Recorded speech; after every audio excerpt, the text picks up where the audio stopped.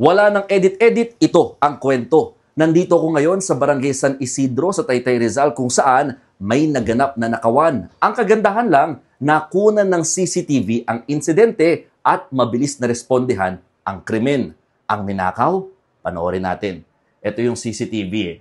Merong dalawang naglalakad na lalaki dito sa kalyeng ito, and then medyo kahinahinala yung kanilang mga kilos kaya binantayan na ng mga CCTV operators. At hindi nagkamali ang hinala dahil itong dalawang lalaki, meron pala talagang target.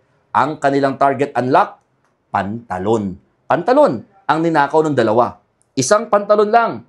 Actually, yung ginawa ng dalawa, talagang sinungkit, no? Literal na sinungkit yung pantalon mula sa bakod nitong bahay. At ang sabi ng barangay, ibebenta raw nitong dalawa yung pantalon para nga meron silang pambayad naman sa kanilang pagko-computer shop.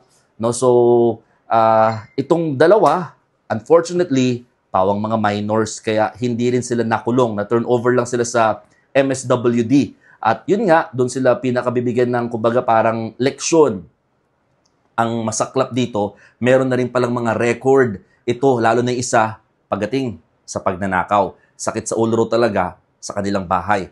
Ang pinakamaganda lang dito sa barangay, mga kapatid, merong mga CCTV operators. Kaya naman, madali nila nakikita at nare-report ang mga krimen or mga kahinahinalang activities na nakikita nila. 24/7 nagbabantay. Para nga naman, hindi lang basta nagre-record yung CCTV, merong action kaagad. Ako po si Mon Gualvez ng News 5 at yan ang aking storya ngayong araw.